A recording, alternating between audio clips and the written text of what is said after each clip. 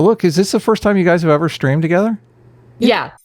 But there was a heated debate in the chat over whether or not there was chemistry between this guest. Now, this guest is Aristoc. There's no debate. Come on. Sometimes I hate that you actually watch our show. Sorry. But Fine. wait, was there an answer to who DeSantis or Trump?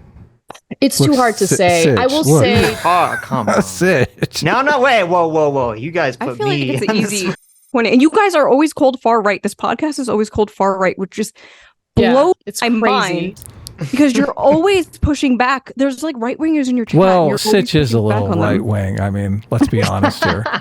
Anna, for example, just to bring it back to you and what happened with you, for example, everything you were saying was so normal, and getting canceled for that was just like amazing to me, especially your crime takes.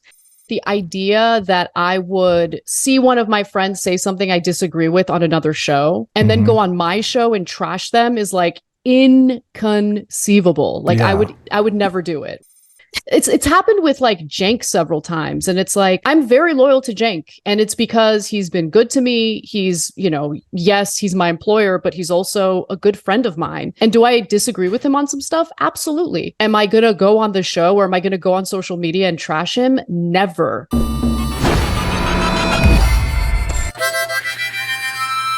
Hey now, it's your boy PSA Sitch here with another Sunday show with everyone's favorite co-host and put together of show and things producer, Adam. Nice.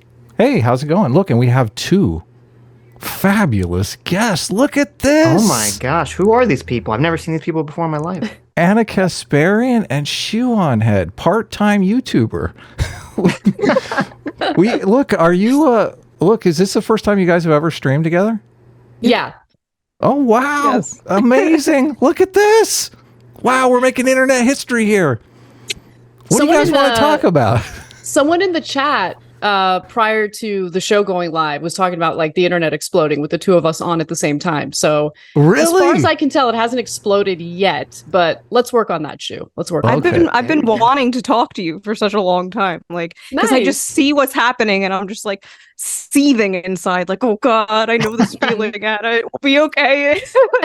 So that's kind of why we invited you on, because we were thinking, look, Anna came on our show, and I still feel bad for as much blowback as she got for like the most innocuous show in internet history. So we figured, look, Shoe, you've been down this path, right? You've lived this life. Maybe you can give Anna some advice. Like 10 years. Just, I guess it's such basic advice, but literally, like, don't give a fuck. Like, just say what you believe, and then you will get, people who agree with you and people who respect that. Sometimes they don't agree with you, but they still like respect your opinion or watch you or whatever. And that's a far better feeling than like feeling like you need to be a useful tool for anyone, anything like that, and not to be bullied by cry bullies. So Yeah, I and mean, you've been doing a pretty good job, I think. Yeah, I mean, if this is my job, if it's, sharing news stories and then my analysis and opinion on it, if that's literally what I'm going to spend most of my time doing, I'm not going to pretend like I'm something I'm not. Some people are going to be really mad, but I think like the portion of the audience that was like outraged has pretty much gone away. I don't know if they still do, but they briefly referred to themselves as TYT refugees, which was hilarious. And look, I'm happy to say it was a pretty tiny, tiny portion of the audience. And that was my prediction. I'm glad I was correct. Most people do want to hear different perspectives. Most people, it's just that like the loudest people are the most sensitive ones. And I've realized like in the Twitch streaming community, there's a lot of like taking small things and blowing it up because they got time to fill. Some of these streaming contracts are insane. Like they have to stream for 8 hours. Did you guys know about that? Like they got to stream for 8 hours. We're streaming for 12 hours today, Anna. Okay. No, I know. But you guys didn't sign a contract to do that. Oh, of course not. Of course right? not. I mean, I wish we had like one of these $100 million contracts could go a long way. Come on, we could do a lot of good in the world with that. So like with us, like at TYT, we do a two and a half hour show every day. And that's limited real estate at a time when there's so much news to cover. Like the idea of covering like, oh, Lance said something that's offensive. Like it's just laughable to me. Like we would never do that. What's the craziest thing about Lance that is whole trash, thing? right? We all agree on that, correct? I dislike Lance. Yes. Okay. Very Look, diplomatic. we told you, Anna, we were going to try to get you in trouble. Do we like? If you got like, what do you guys want to talk about? Look, our first, we're trying with guests. Our first, like, we always have a bunch of questions, a bunch of things we can talk about, but I think our first question should always be like, what do you guys want to talk about, right? Yeah. Well, I have a lighter topic to start off with, if that's okay. Okay, sure, let's do it. So, Adam, when you are looking for guests that have good chemistry for Sitch, like What do I do? Sitch. First of all, let me just say I really liked Aristocracy. Hold on, we have to give the backstory here. Okay. Oh my god. We did a live stream last Tuesday, okay? And Sitch and I had a guest on that Yes. look, was I didn't do a lot of talking on that live stream because No, you did I not. felt like Adam there fell was asleep, okay? He was magic. just I playing with the felt chat. I just felt there was magic in the air, okay? Oh my god. And I know when to shut my mouth, okay? I really do. So, but there was a heated debate in the chat over whether or not there was a chemistry between this guest. Now, this guest There's is no debate. There's no debate. Come on. You So know, this- sometimes I hate that you actually watch our show. Sorry. So this guest is Aristocracy. She does some streaming. I think she has a Twitch channel. I think she has a YouTube channel that she's thinking about streaming on again. So look, you have a fan here, Anna Kasparian. So check out Aristocracy's channel, subscribe, and maybe she'll do some more There you content. Maybe go. she'll come back on our show again. Right. So There you go. Yeah. So, Sitch, you'd are like you that, right, sufficient- Sitch? So Adam and I think the chat have been, for some reason, trying to get me married for the last 3 years of the show. So I think Adam intentionally goes out of his way to look, try to I don't set know me if you up. guys know this. Anna probably knows this because she's such a super fan. But my New Year's resolution was I was going to stop playing matchmaker for Sitch. He had to But actually say this on the stream. Right. But I think my because New Year's is coming up here. I think I might have a new New Year's resolution. I'm gonna try to get Sitch married next year. That's my goal. I mean, you seem to be picking. I mean, look, I remember when Katie was on, I watched that. Like, and you guys were like making jokes about how, like, oh, there was chemistry between Katie and Sid. There was no chemistry. Really? I give you guys no, come on. I mean, I didn't. Maybe it was one-sided. And it wasn't coming from Sitch, at least from what I gathered, right? Like, so that was a ridiculous thing to say. But look, unbeknownst to me, I didn't look at the chat at all. I was actually, I like to listen to the audio of the show thank while God. I'm like The chat running was- errands. And later I went into because I remember hearing it thinking to myself, like, oh my God, these two, like, I feel like a voyeur right now listening to this conversation. It seems so intimate and so like a little bit flirty. It was Oh very my cute God. and I have to endearing. And watch then this. I later didn't I see read the this. chat and I was like, oh, I yeah, must be you're right. autistic because everyone tells this to me. I don't sense any of this stuff. I'm just like a normal person out there in the world talking to people. Look, Okay. the chat was coming up with Jewish themed pickup lines for Sitch. At one point she said, you know, that's a very astute observation. Oh, This is so cute. This is the cutest conversation ever. Why is this the 300 stream? The bully Sitch stream. What's happening here? Oh my god. So good. This is awful. Listen, I need to bully you, okay? So let me put you in the hot seat, okay? Okay, let's do it. I want I'm to ready. ask you a Mhm. question. I want to ask you to choose, if you had to choose between DeSantis and Trump, who would you choose? But Adam said that if I asked you that you would be dishonestly clipped out of context. You- Okay. True. So wait. So my new question is, if I Mhm. did ask you that question, who would you choose if you had to between DeSantis and Trump? How likely would it be that someone that would clip that out of context? Oh, 100% someone's going to clip it out of context. Okay, 100%. But like if I had a gun to my head and I had to choose, ooh, that's Look, let's Yeah. look at how they're going to clip you out of context first. Like one of the advantages I have of doing the show with Sitch is like we look out for each other. So if Sitch says something that I know is going to come off as like he accidentally said gas the Jews, I'm like, look, he didn't. That's not what he meant, right? Like that was what he actually means here. Like if I say something inarticulate, he's going to say, he's going to cover for me as well. So I just.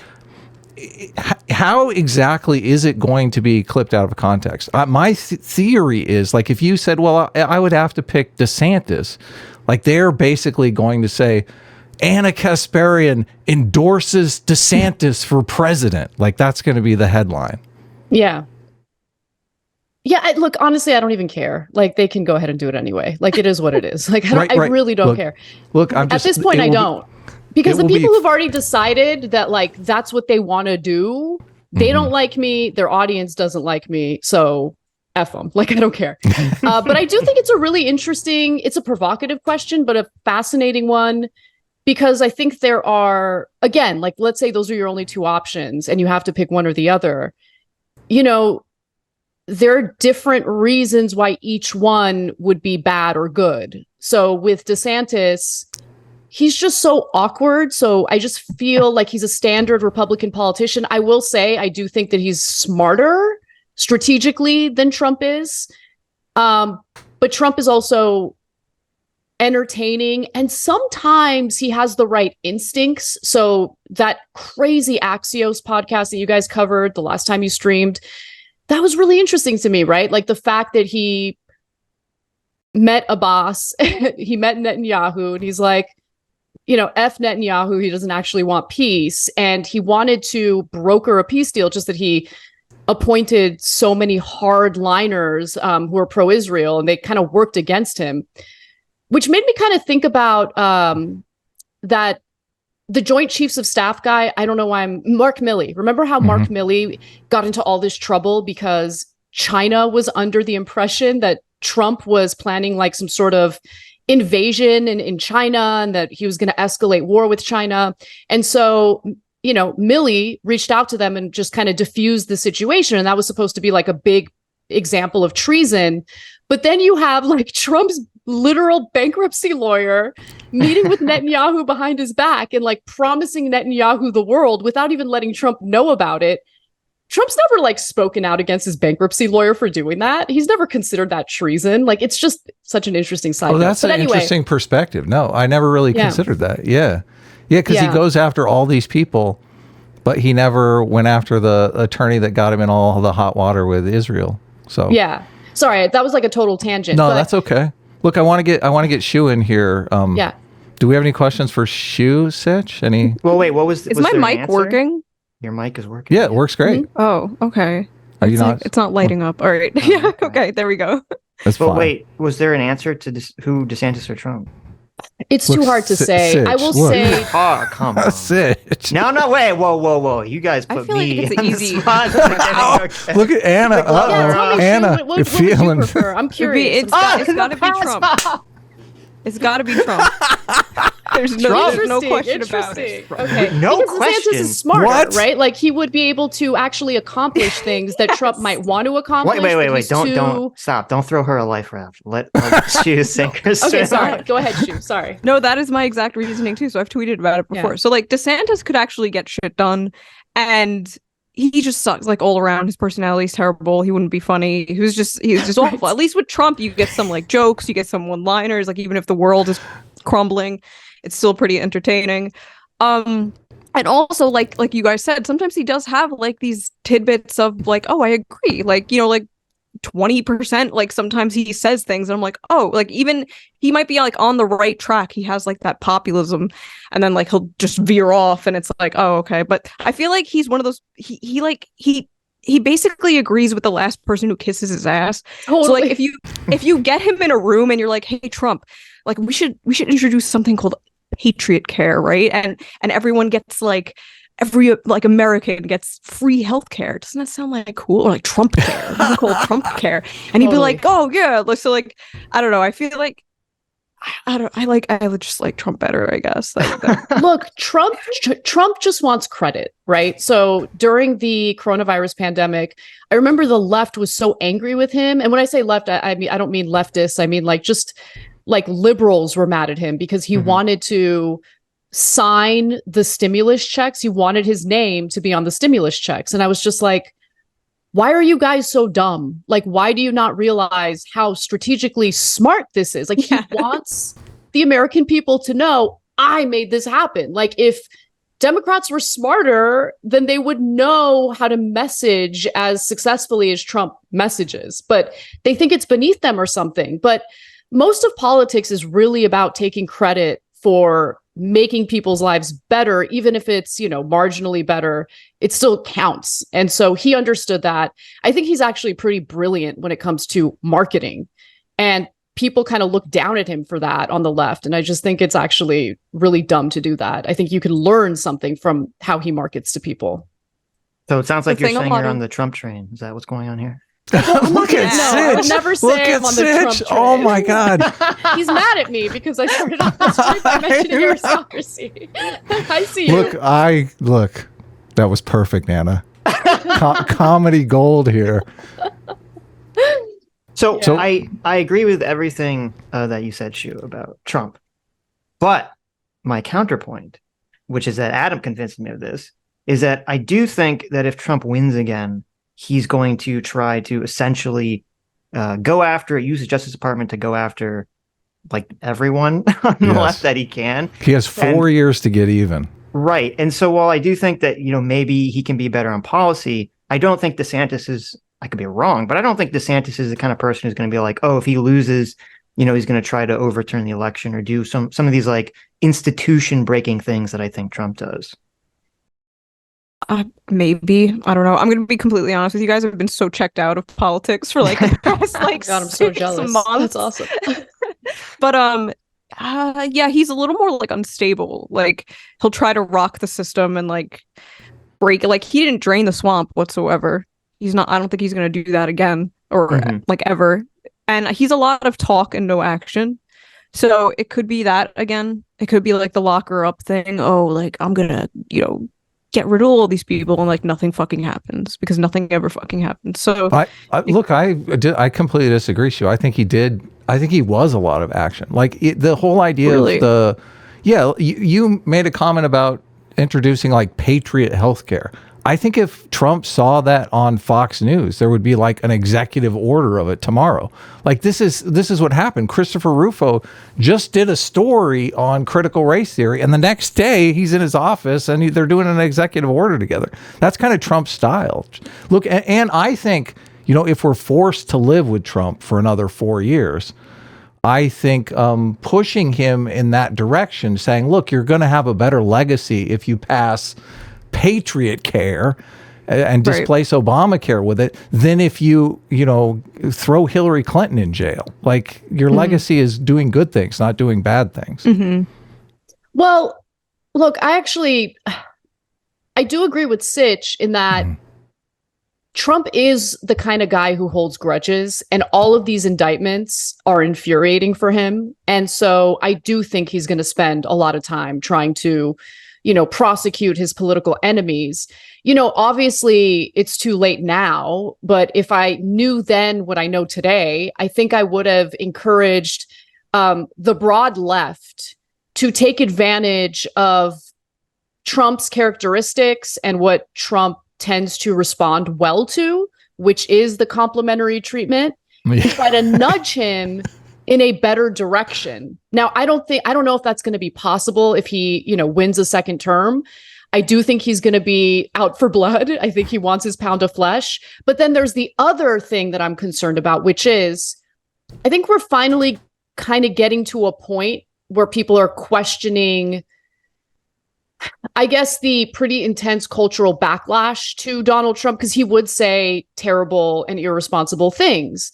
And then that would lend credibility to like the fears the most neurotic people in the country have about like, oh, they want to create a ethno state and all of that. And I really, really don't want to go back to that place of extreme paranoia where every single tweet or every single Truth Social post is going to be dissected. The news is just overwhelmed with that.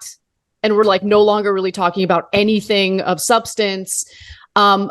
I guess a good way of summarizing it is, I think we're starting to kind of get past the cultural sensitivity where people are afraid to talk and speak their minds. And I'm worried about going back to that place because Trump can't help himself. Like the way he speaks, and even his most diehard fans will admit this, right? The way he speaks is irresponsible. And some of them will even criticize like what he says and how they don't agree with it. But they like the populist message he has. They like that he is obviously aware of what their economic insecurities are. Look, I think right now it's hard to deny that we do have a serious migrant crisis. And I think even the most diehard Democrats admit it now because you have the migrant crisis hitting blue cities and they don't have the resources to deal with that. That doesn't mean that you're a hateful person. That means that we have finite resources. The federal government has completely dropped the ball on that issue. So you have places like Chicago, New York, just like totally overwhelmed with migrants. They don't have housing for them. They don't have the correct resources for them. And so when someone like Trump brings up that issue, it really does speak to the insecurities and the frustrations that I think a lot of ordinary Americans are feeling. Sure, you want to weigh in? Well, yeah, like Anna, for example, just to bring it back to you and what happened with you, for example, everything you were saying was so normal. Like a lot of the things you were saying were so normal, and getting canceled for that was just like amazing to me, especially your crime takes, because I don't know since when, like maybe we're veering off to a different topic, and we'll get to this, but I don't know since when like is just it's okay to like steal, like when not even when it's just food or whatever, it's okay to just steal. Who cares? It's Target. Who cares? It's like, okay, but that's people's community. Like you're putting and like those places will leave if they keep getting stolen from. And even then, like you don't want to make your community dangerous, blah blah blah. So I don't know since when it's been like a leftist position to just be like, who the fuck cares that your community go to trash? But we need someone like you're saying to just like point out those very normal like observations and not just close your eyes and ears. And I feel like if Trump does that, especially in his next thing, he's gonna win easily, I think. And I feel like we just need a very smart Democrat sort of person to just be like, hey, like crime is pretty bad, guys. Like just, I mean, look, I think the one role of government that everyone agrees to, regardless of their political persuasion, is to keep their citizens safe, to keep society safe. And, I just think this argument that, we wouldn't even need prisons or police if we just deal with the root causes of crime. And so like the whole idea is if you deal with the economic insecurities that people have, then crime will never happen. Well, there was a story just the other day in Long Beach, California, where broad daylight, 2:30, I mean, of course this happens, like it doesn't surprise me at all, but like a guy, again, 2:30 in the afternoon, he like tackles this woman with his pants down, lifts up her dress and is like gonna try to rape her in front of everybody. Luckily there was a guy standing by and like he intervened and stopped it from happening. But George Gascon didn't even want to charge it as a felony. It's attempted rape. So at first he wanted to charge this as a misdemeanor, like his office did. And there was so much, this woman didn't quit. Like she went on local media, she made a big stink about it. So they got so embarrassed that they finally changed it from a misdemeanor to a felony. But like people shouldn't have to engage in that kind of intense pressure for prosecutors to do their jobs when it comes to violent crime.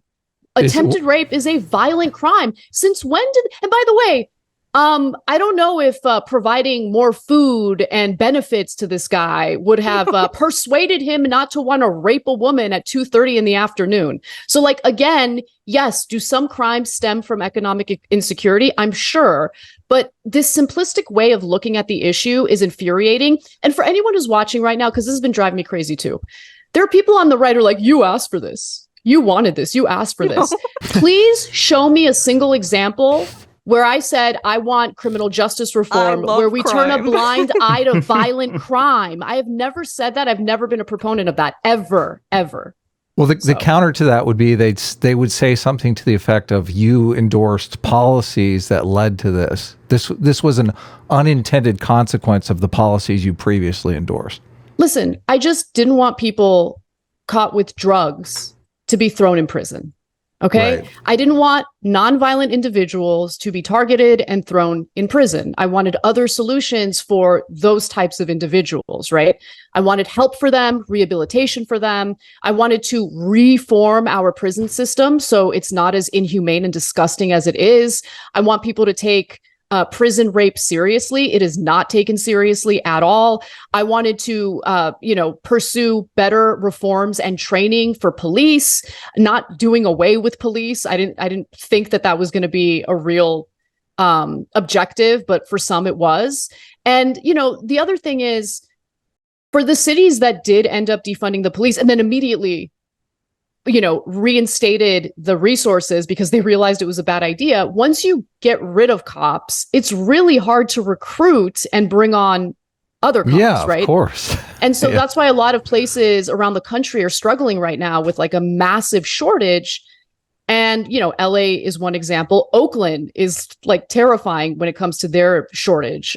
So look, I just think it's a balancing act. I don't want to be this like crazy, draconian, tough on crime person. That's never who I've been. But I do think it's important to keep people in society safe. That's the whole role of government. And if they're unable to do that because they're intimidated by a bunch of like activists who think that they're like doing God's work as they sit comfortably in their gated communities, well, then they need to be voted out. So it's weird because like there used to be this idea that DAs were motivated to just charge everyone really heavily to get their rates, the number of cases they tried and convicted up really high. And then they'd use that number to, I don't know, maybe go into private practice or get elected to some higher office or something. And it's weird because in the case that you're talking about, like, what is motivating these people to just be so soft on some of these crimes? Are they just so afraid of activists, or is there something else going on here? I think they're afraid to come off as like racist. Like, if I'm being honest. I don't.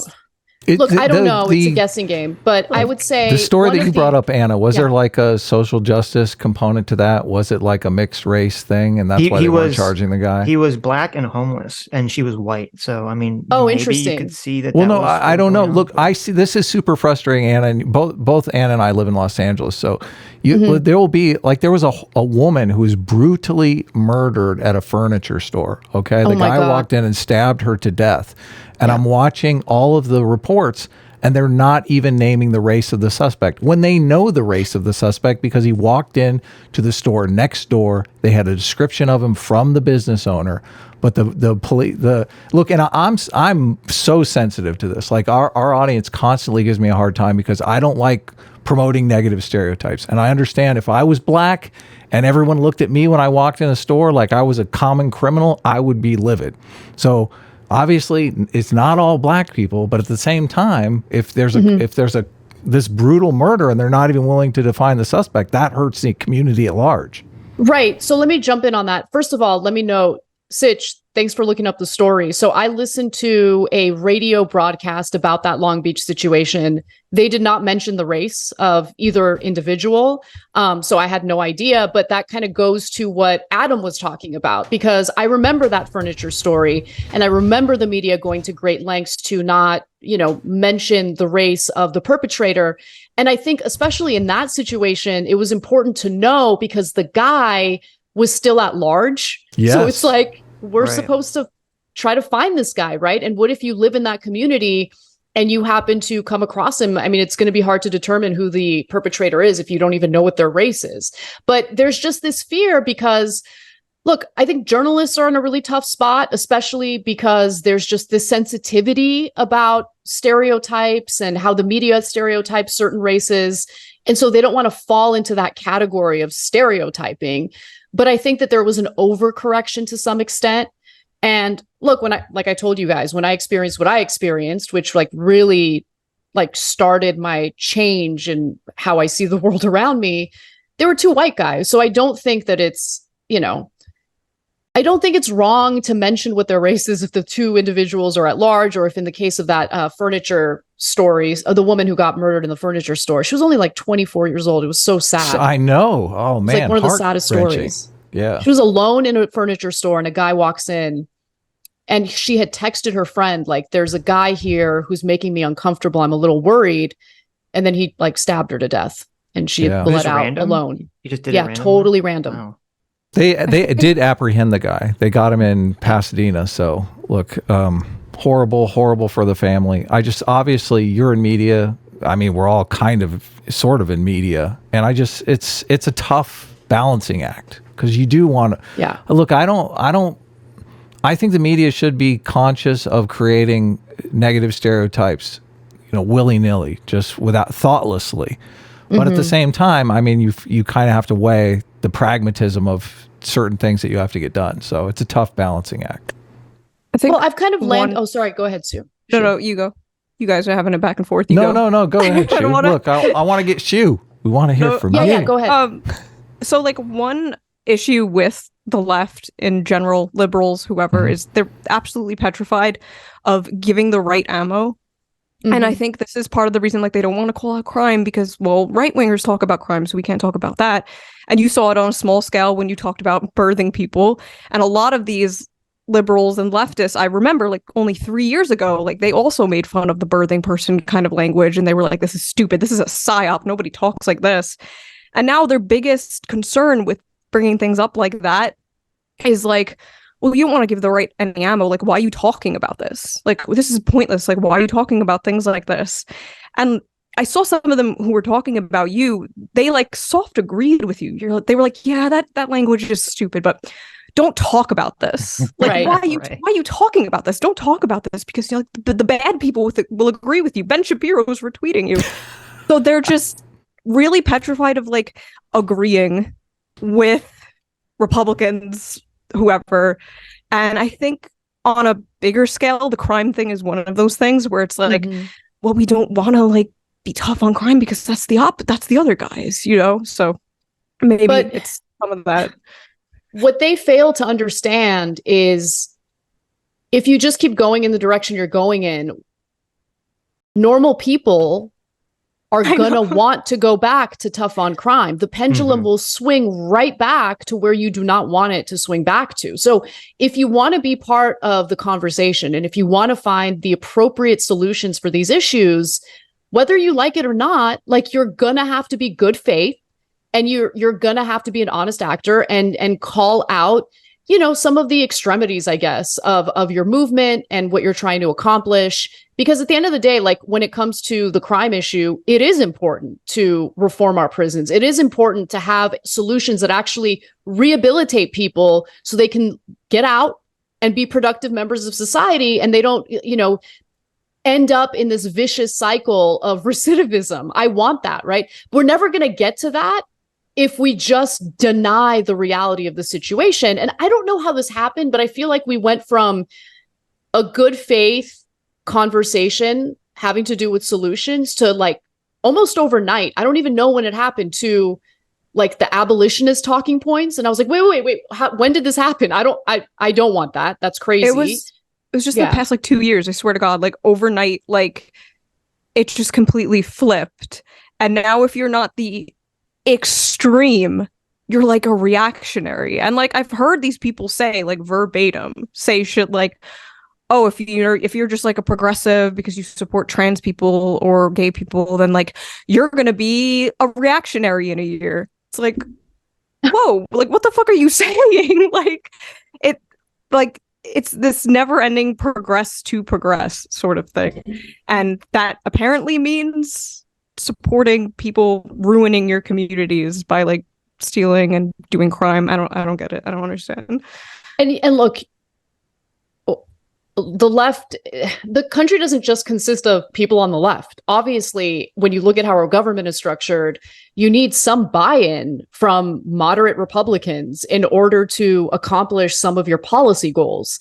And immediately going to the like extreme solutions or the extreme options while refusing to ever work with anyone on the right on anything or at least acknowledge when they might be correct on one topic or one issue or another. It's not conducive to accomplishing any solutions at all. And instead, it's just this endless, annoying cycle of social media, for lack of a better phrase, virtue signaling, right? Because it's not really about finding solutions. It's about like posturing to the world that I'm the purist and I have the most, I guess, progressive or leftist solutions for these things. But what good is that if you're not even going to be able to accomplish it? And to be quite frank, in the context of the abolitionist movement, I'm glad that they're not going to accomplish that because it's crazy. Do those people even vote? Like, are they a voting coalition? Like, I hope not. The way that I look at it is the crime thing has sort of become a wedge issue, exactly in the way that Shoe lays it out. Like, they're so afraid of giving the right a win.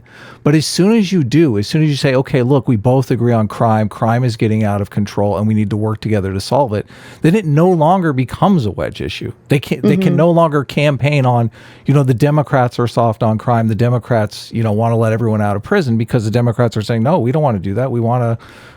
So look, it seems like that's the way it used to be.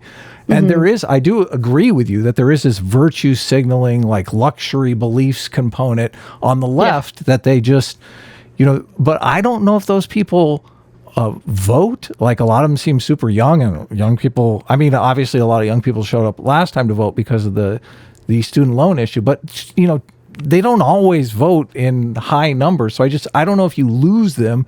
And the suburban moms who might be virtue signaling, I don't know that this is an issue that's going to make or break them. I think they're more interested in like abortion or, they're probably in favor of being harder on crime. Yeah. Let me jump in on that. I have so much to say. So there's this disconnect that I think lawmakers are starting to wake up to. I think Elon Musk destroying Twitter is actually a good thing, because I think both the media and politicians were relying heavily on the messaging on Twitter to make decisions. Like, they thought it was representative of what most people think. And that's not the case, right? And so I think Democrats are starting to wake up to the fact that, it's mostly the extreme end of the political spectrum that's being represented on these platforms.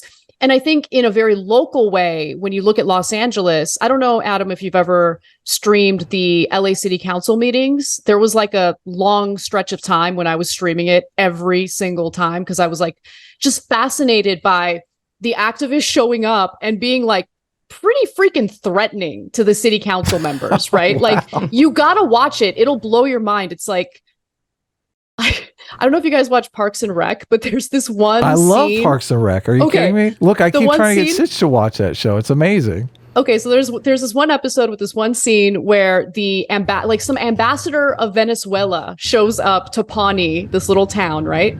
And there's a city council meeting where a bunch of people are rowdy and they're yelling at the main character. Leslie Knope is her name. Yes. And then it cuts away to the ambassador from Venezuela, and she's like, I can't believe this. This is outrageous. We would never let this happen in our country. He's like, you yell at politicians, you go to jail. You overcook fish, you go to jail. You undercook fish, you go to jail. Like, it's just like one of my favorite scenes because it's so ridiculous and hilarious. It's Fred Armiston, right? I mean, it's Fred Armiston playing that role. He's hilarious. Yeah. It's such a funny scene. But this is the wonderful thing about our democracy, that we really do allow freedom of speech. And even though you have like all these activists getting rowdy and like, in some cases, literally threatening members of the city council, they're hearing them out. But my concern is, since they were so persistent, some city council members thought that they were representative of how all Angelenos feel. And that is not how all of us feel. Yes. Some of us have better things to do than to show up at the city council meeting once a month, right? It's like a couple times a week, I think. Wow. And I would get so mad because it's in the middle of the day and I want to go, but I have to work. It's impossible to make it. You do like a live show from one of the meetings where you get to stand up there and yell at them. It would be fiery. Do you identify with Leslie Knope? She's a little too optimistic for my taste. Yeah. But I admire her character. I admire her optimism, and I wish I could be more like that. It's weird. This is a Fox News, or it's a local Fox News article, but it's still a Fox News article that was talking about the the assault that you were mentioned earlier. And the first line says, a man experiencing homelessness is accused of sexually assaulting. Not a homeless man, a man experiencing homelessness. It's a very interesting turn of phrase. Well, it's really good that we changed the phrasing because it definitely made his life better. Yeah. And we've really gone a long way in solving the problem. That was sarcasm, guys, in case you didn't pick it up. Anyway. What is the new term? It's like houseless? Unhoused. No. Unhoused. Yes. Unhoused, yes. Yeah. Which I don't know, why is that better than homeless? I don't know. When I go to the grocery store, am I technically unhoused? I feel like I am. Yes. And it's so funny because, like, in a few years, unhoused is going to be the bad word to say. Oh, of course. And then they're going to, because then it's just going to keep going. Like, it's stupid. Unfortunately. Yeah, that's what always happens. And nothing Whatever will change for the actual homeless. Yeah, whatever the term is becomes the slur, and then you have to change it again because it's offensive. But Sitch, do you want to ask some questions about conspiracy theories? I mean, I can. I have a two-part question. This could be a contentious question. It's for both of you. The first part is for Shue. What is your favorite conspiracy theory? And for Anna, do you think conspiracy theories are ruining our country? Favorite conspiracy theory? How would you? Ooh. I know for you, there's too many to choose. Oh my goodness. I don't know what my favorite is. I'd have to like think a little bit.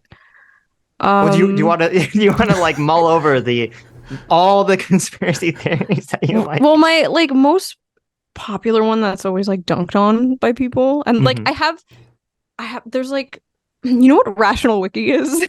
Yes, unfortunately.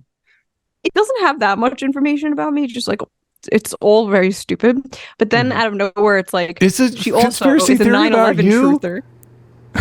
No, wait. They have me down as a 9/11 truther. Oh, okay. And one of my conspiracies is that like we knew that it was going to happen, and George Bush knew it was going to happen, and just kind of let it happen. So that's you are a sign that I get in trouble for. Wait, but wasn't he warned about it? Like, look, I don't know all the details, but wasn't he warned about it and they chose not to do anything? I could be wrong. I don't know. You're very wrong. Oh, okay. The Pentagon took out like trillions of dollars beforehand too. So well, I don't know what Shue's referring to specifically, but I'm assuming what you're referring to, Anna, is I'm trying to protect you here before you get in trouble. Is that Richard Wolff, who was the czar of anti-terrorism, had been trying to warn Bush about various threats, including the threat of people hijacking planes and flying them into buildings. I don't know if specifically the World Trade Center was talked about. And for some reason, Bush kept putting off his meeting with this guy for months and months and months and months. And I think he only eventually met with him like literally days before 9/11. So, that's what I was referring to. Right. But I mean, like, there are people, just in the context of the conversation, there are people that were raising the alarm about that. But to my knowledge, it's not like they're like, hey, I mean, obviously Shue has a different opinion, but to my knowledge, it's not that there are people like, hey, they're going to go fly planes in the World Trade Center. And Bush was like, whatever, let them do it. Yeah. I didn't think that it was that specific. Right. It was more like a broad warning. And look, if it was days before, then you don't really have that much time to do much about it, I guess. I just think Bush was a disaster overall. Like, you don't even need to believe conspiracy theories to acknowledge how awful he was, you know? Shue, do you believe in conspiracies, or are you just No, I just I like them. I think they're interesting to think about, but I'm not like a QAnon head. Is there any conspiracies that you do believe in, or it's just pretty much all of them are? Like, you're not a 9/11 truther, right? That's no, because there's different layers of it. Look, update that wiki, you mean people. You retards. I mean, if you think what I said was 9/11 trutherism, because there's like different layers of that. So there's like the planes were fake kind of truther. Sure, okay. But then there's like the more, I don't know, like government, like new sort of truther. So I guess I'm that. But a lot of my conspiracies just kind of stem from the overall like system that we live in. Everything's money. Everything's like with our foreign policy, stuff like that. So it's not really so much, I don't know, like the wacko shit that I'm interested in, but like when you think about it, there's like rich people who have their own interests, and that's like they'll do things to protect their own interests and blah blah blah. And so I don't know, I think everything kind of like stems from there. But that's not really a conspiracy. They're no, exactly. Their interests align. They're not meeting and working together. Like, I mean, some people do believe in. I mean, they do meet together and work on certain projects together, obviously. Well, yeah, like the freaking the World Economic Forum is creepy. But again, those are just a bunch of rich people thinking they're like philanthropists. So like, philanthropist? What is the word? Philanthropist. That's the correct word, yeah. Yeah. Yes. Like, it's not so much a conspiracy as it's like right in front of our face. A bunch of people think they're saving the world when it's very creepy. So stuff like that is, I guess, where you would put me on. So I don't know if that's a conspiracy theorist or just I notice things. I don't know. You want to weigh in, Anna? Yeah, I actually have a favorite conspiracy theory just because it's like a little, I mean, all conspiracy theories have a tinge of absurdity to them, at least, in the very least. This one I think is really funny because I guess there's like a growing number of people on the right who think that Biden isn't really the president, that Biden is like the face of the presidency, and it's really Obama who's like, he's like the puppet master or something. And so I did some research into this. Yeah. I did some research because like Jank and I were talking about it one day during our production meeting. And he's like, I've been hearing this more and more lately. Like, can you look into what started it? Where did it come from? And so in a New Hampshire speech, Trump had, of course, floated it, right? And then I guess Shapiro had tweeted something about it. Shapiro tweets something, it's going to get attention. It's going to put some ideas in people's heads. And then you have Trump like saying it during a speech. I don't know which one came first. There was like a lengthy Vanity Fair piece that kind of explained what was going on. But usually the thing about conspiracies is it's really not a conspiracy. Like it's just like Trump, he's got his advisors, right? And Biden, I'm sure he's got his advisors. I don't know if Obama's really one of them. I mean, if you look at Obama has to be one of them. Are you kidding me? Look, I'm sure. Yeah, I'm sure. He probably texts Obama like 3 times a day. Is that really like that outlandish or out of the ordinary? That's like pretty normal. And like, you don't have to worry about puppet masters being concealed because you can just go to opensecrets.org and see who the puppet masters are. It's out there in the open.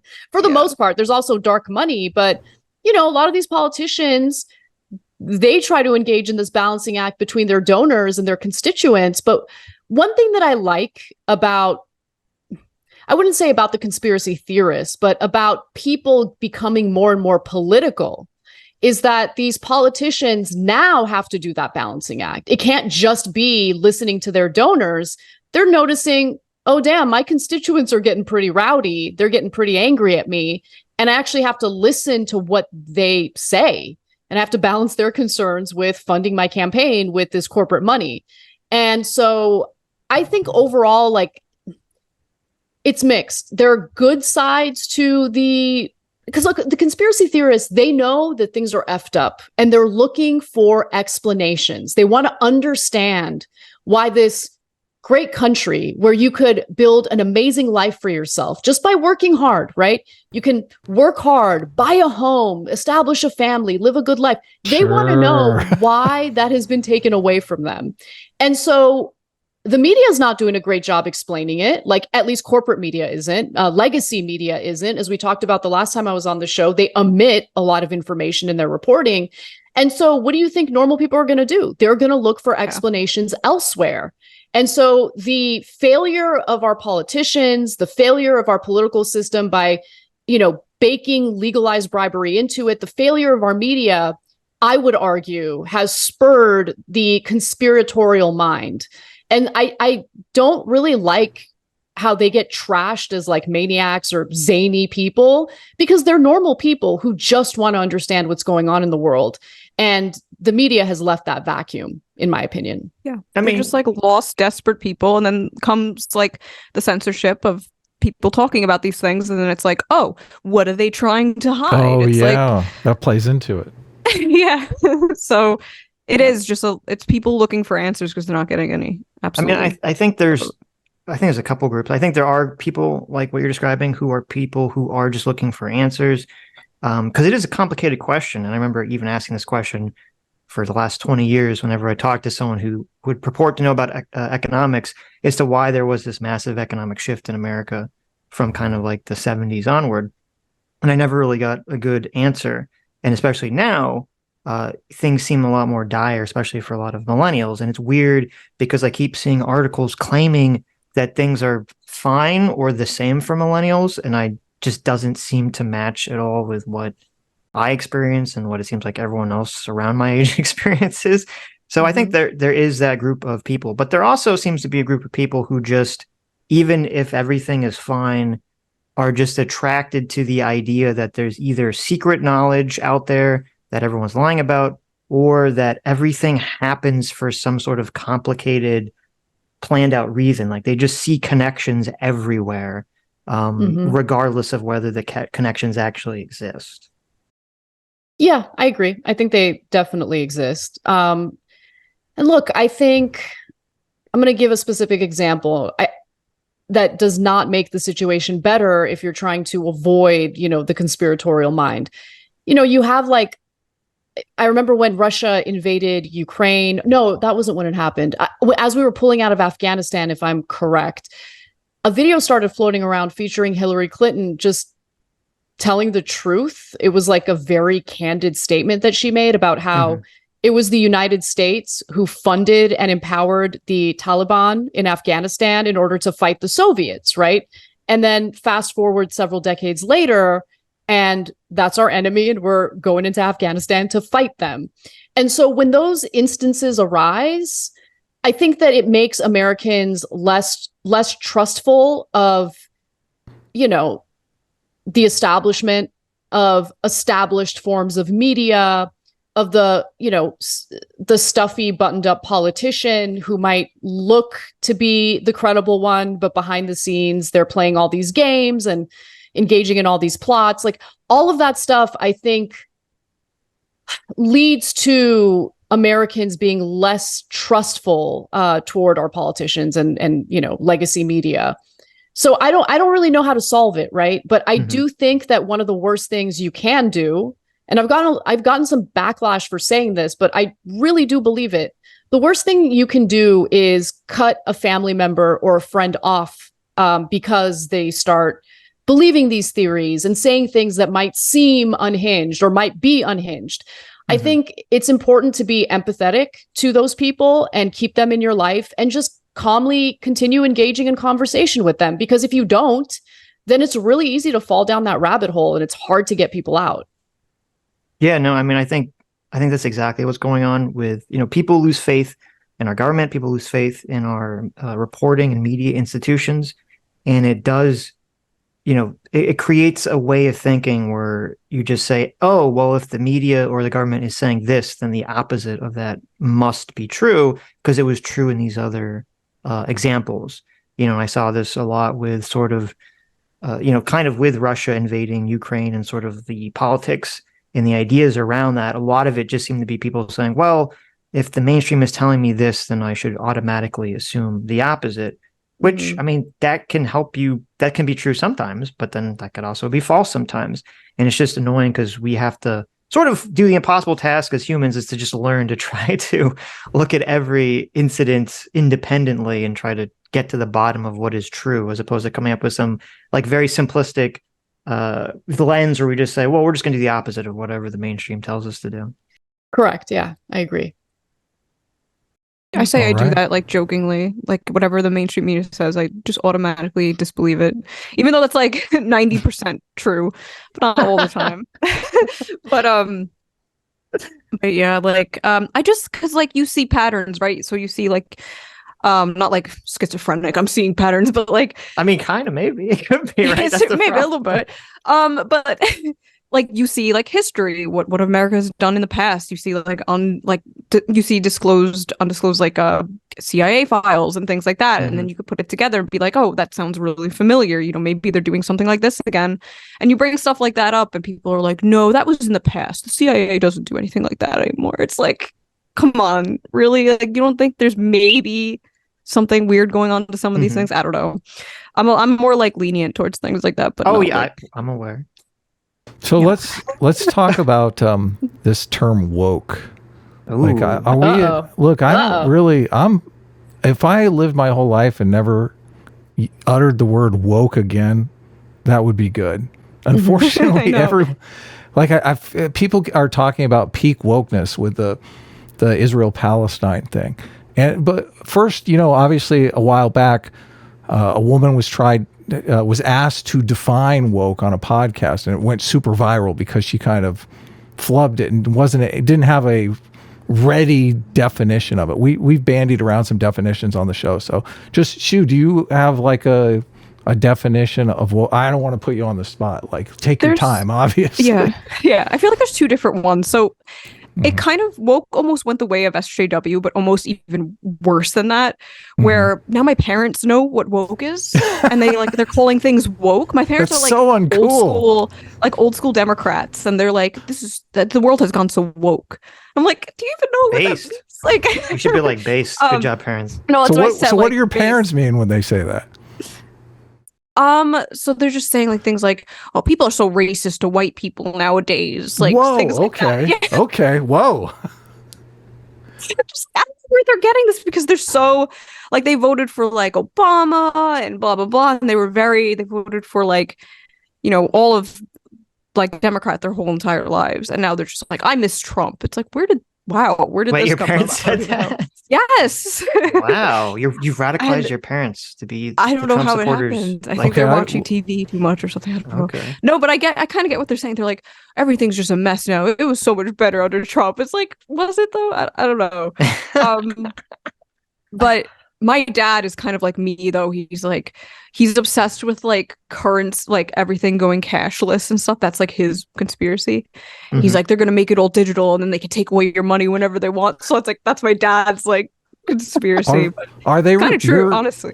You said on Twitter that you were Catholic. I'm not. Look, all of your tweets are hilarious to me, Shue. You are very funny, and I come from a Catholic family. Yes. Yes. So is it like a 666 thing? Is that what the number, like the cashless society is? Because I know some people are like, they're not like, my family isn't like God freaks or anything. How would you describe it? I don't know. But they are they're Italian. They're very Catholic. Cashless society, that's like heaven for me. I'm like, wow, that's a good thing. Who wants to carry cash? My dad thinks it will be much easier to control people when like all of our cash is like not physical. Yeah, I mean, that's definitely true. I mean, you can't get paid under the table. Aren't we already like almost already like that already? Anna, are you paying people under the table? No, I'm not. Is this gonna hurt you? But like, I do. My heart does ache for all of the small businesses in Los Angeles who operate on a cash-only basis, who will now have to pay their taxes, especially in a state that doesn't give a damn about them and will not give them any services for the taxes that they pay. So California drug dealers, is right? Is that what you're talking about? You don't want drug dealers to pay taxes?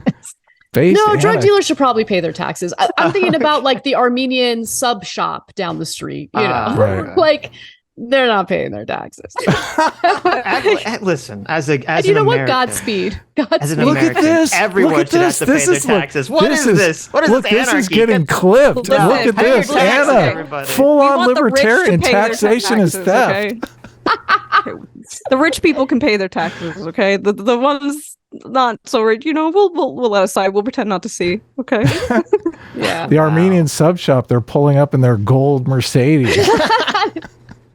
Look, I'm kidding for the most part, but like, look, I am not one of these taxation is theft type people. But lately, I really feel like taxation is theft. I constantly say this. Like, it's dumb to say taxation is theft categorically, but at some level, it sure as hell is theft, right? Dude, I have no problem paying taxes. Okay, I barely have any deductions because I didn't pop out any kids. Like, so it's rough out here in LA. It really is. Like, our local taxes are super high, federal taxes are high.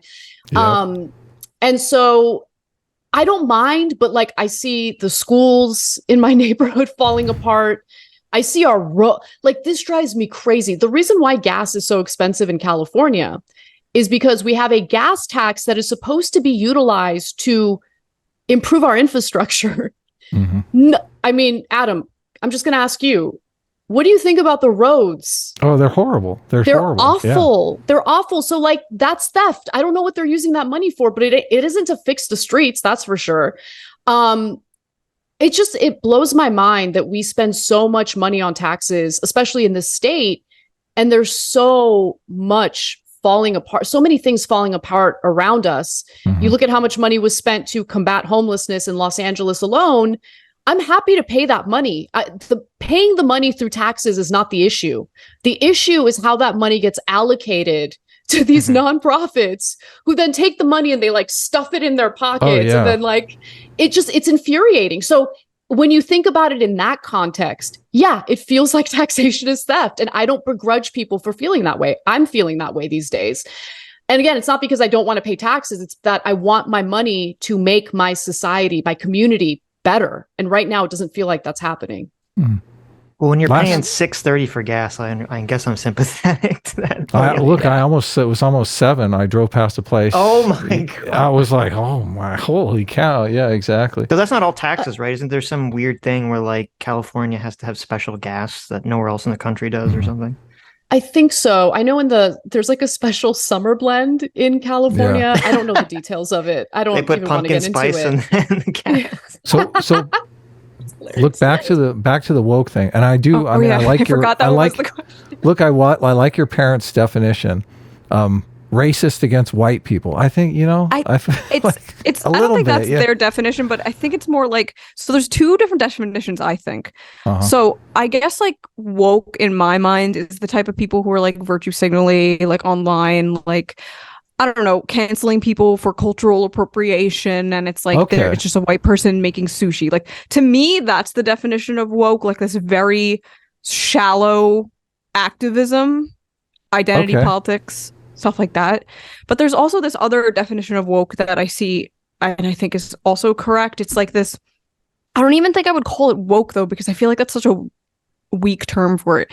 People who genuinely just want to dismantle everything in society, the normalcy, language, the, I don't know, heteronormative, blah, blah, blah, blah, like just destroy everything. The type of people who want to see, like, I don't know, statues torn down and just, I don't know, you know what I mean? Like the very... they want change. They want the radical revolutionary change. Yeah, that's the other thing. That's the other woke. But I tend to see the other woke, the other definition I said, where it's just like cringe people like being silly. That's woke to me. It's interesting how, I mean, obviously, like there is no solid definition for it. And I think that people who use that word have, their own minds made up about what it means. So for me, what it means is when people engage in performative actions, when they engage in posturing that gives the appearance or the illusion of making society better or making people's lives better, when in reality it doesn't do that. Instead, what it does is it takes normal everyday people and makes them out to be uneducated, hateful, bigoted, when they're not. Right. I think there's a lot of that going on, right? Because obviously, language keeps changing. What is and isn't permissible keeps changing. And most people, most normal individuals, like they're out there, they're trying to make ends meet in this awful economy. And so if they use the wrong word, this like, I don't know, like this urge to jump down their throats and make them out to be these monsters it's just a huge characteristic of so-called woke culture for me. That's like how I think of it. Mm-hmm. It's like a power trip. Good. I always think of it as like the left originally meant awake to social injustice. Mm-hmm. And a lot of them are saying just the right thinks of it as progressive politics. That's their term for progressive politics, because they're kind of adopting that same definition that the left is using. They're just saying that they're turning a lot of things that are innocuous into systemic injustice. that the right doesn't necessarily believe is a systemic injustice. So I do think people on the right are kind of using the same terms. And I think that can kind of fit into what you're saying. You're saying these people are posturing, like they're not really sincere. They want to look good, but they're not really fighting for systemic change, or they're fighting for it in ways that are unproductive. Or they're fighting for it in ways that actually demonstrably make life worse for the very people that they're pretending to fight for. So, just very briefly going back to the crime discussion that we're having, listen, what happened to me sucked, but at the end of the day, I am not the one who's going to bear the brunt of these, terrible policies. It's disadvantaged communities, majority Black and brown communities.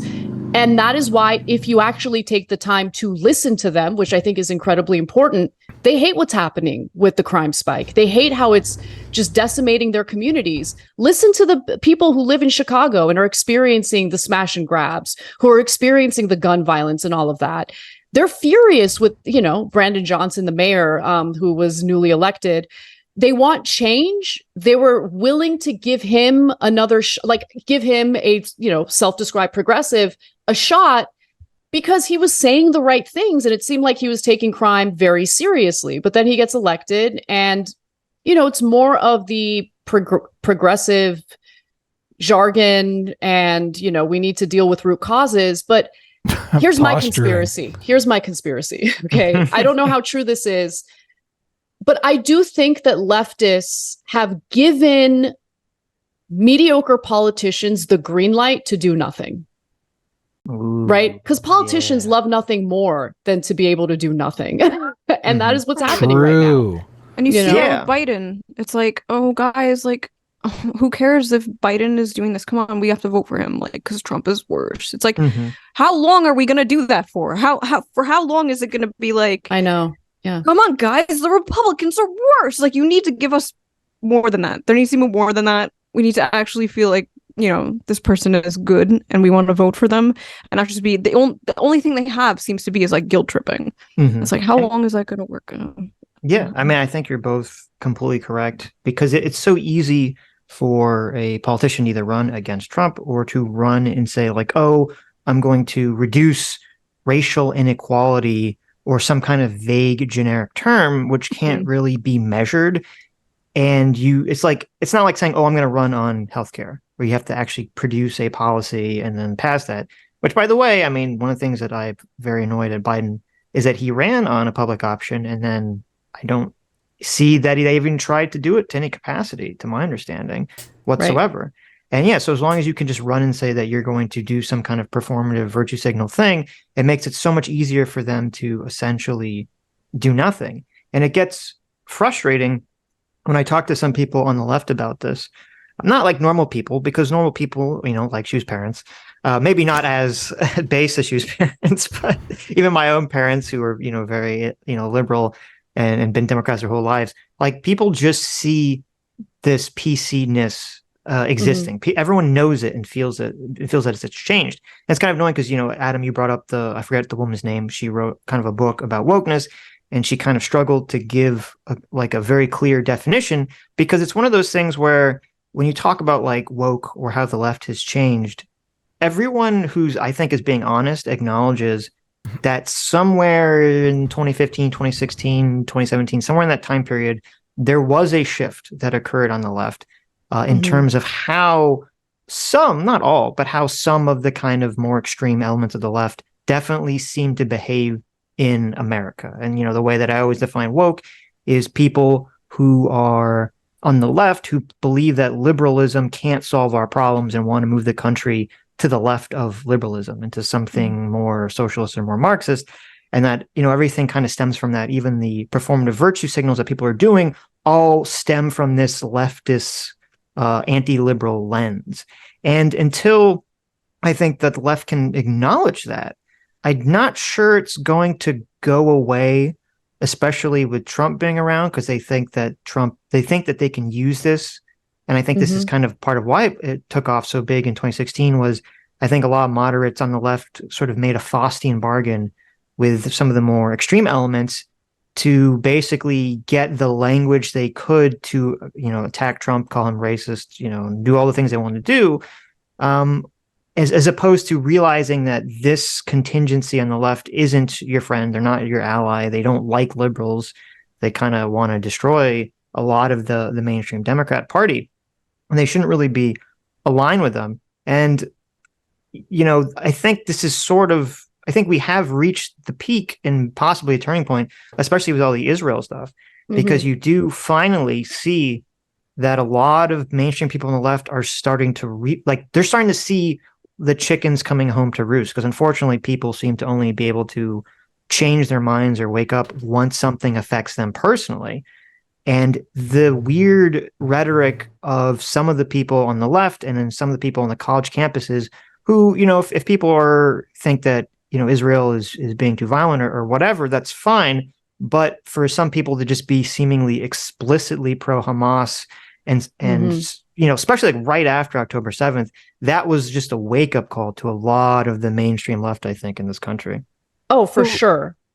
Oh, yeah. Go ahead, Shue. You go ahead. You go first. Yeah, I literally couldn't even believe that anyone was justifying what Hamas did. Like, it made me so angry. It made me so angry for a long time.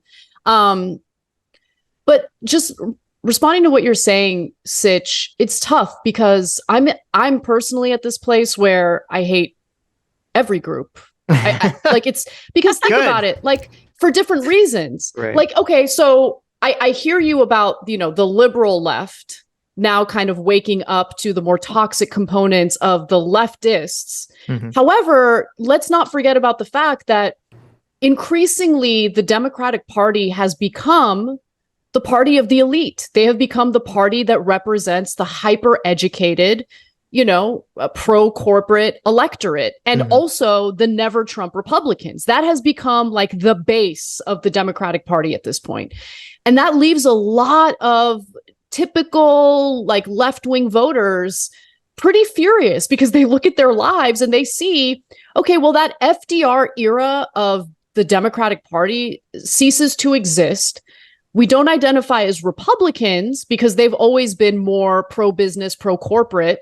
So where do we go now? They don't identify as leftists. They don't want to dismantle, our institutions. They don't believe in Marxism or socialism.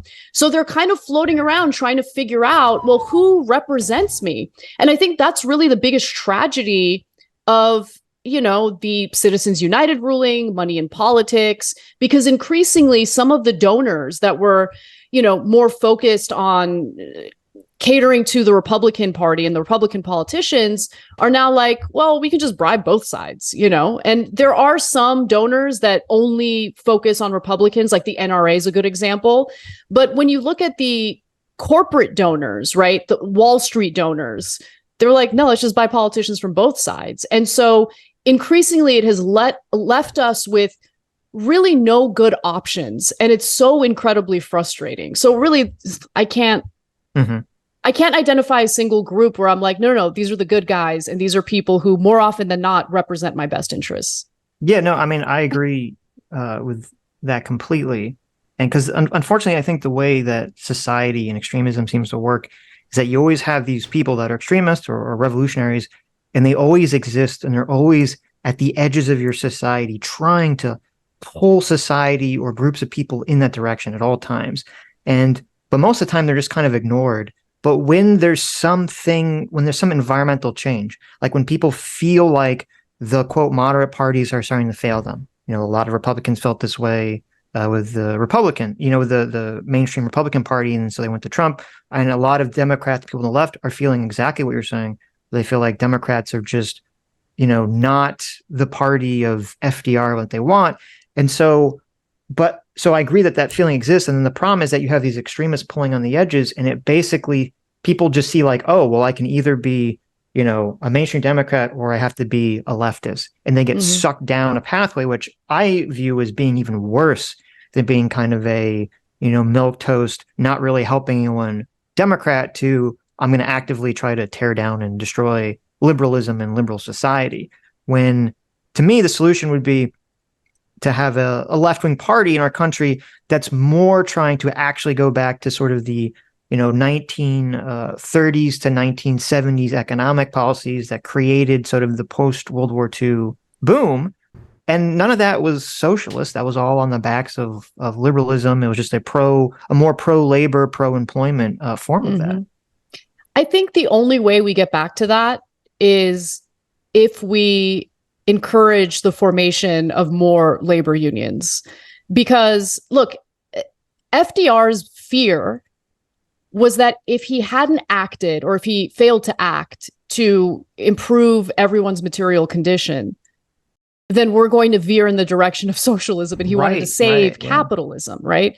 The problem is, and I don't know, maybe I'm wrong about this, I feel like the quality of politicians, whether we're talking about their charisma, their intelligence, their foresight, it's just really, really like degraded like over the decades. Politicians used to be like mob bosses back in the day. They were like Huey Long was like my favorite.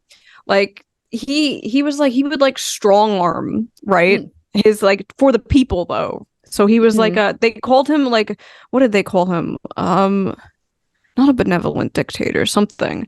But he would just get shit done. And that was back then, like he was fighting against the KKK, big oil, like everything. And he was like a great populist figure, and also FDR, like they were around the same time, like the 1930s, like 20s, like 40s, like, and now it's just completely degraded. There's nobody like that anymore. There was like hints of that in Bernie in like 2015 or so. And then it just slowly disintegrated over time. I don't know where that went, but I don't see that in any politician. I don't see any like pure, like real care for LBJ was like notoriously awful to his colleagues. Like in order to get what, like he would threaten, he would coerce. I'm not saying that I want that, except I am kind of saying that I do want that. I do, like, because carrots and sticks, right? Like right now, I think that it's all carrots. Like you look at Biden, all carrots all the time, right? You have two senators completely destroying his agenda. And like, I'm just going to assume good faith actor Biden actually wanted to accomplish his agenda.